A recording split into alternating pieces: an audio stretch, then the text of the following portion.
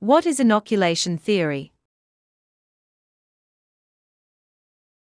Inoculation theory, first proposed by William J. Maguire in the early 1960s, is a persuasion framework that explains how people can be made resistant to attempts at attitude change.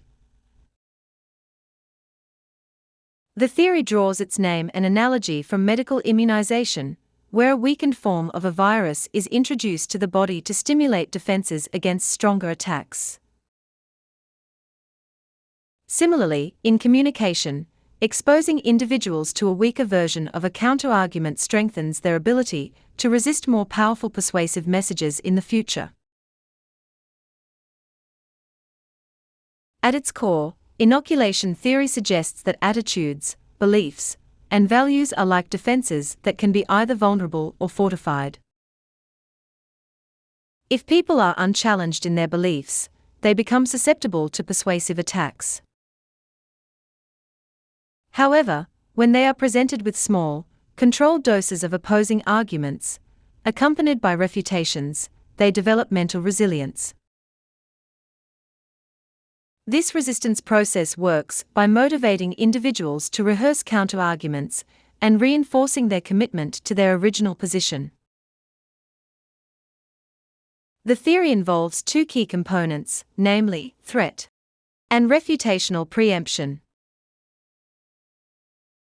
The element of threat arises when individuals recognize that their attitudes might be challenged, prompting them to strengthen their defenses.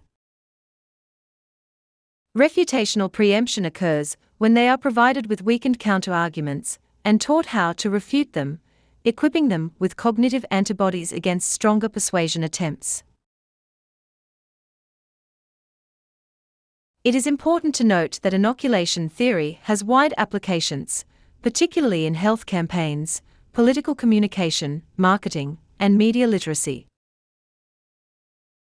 For example, in anti-smoking campaigns, adolescents may be shown mild peer pressure scenarios along with effective rebuttals, preparing them to resist stronger real-life pressures.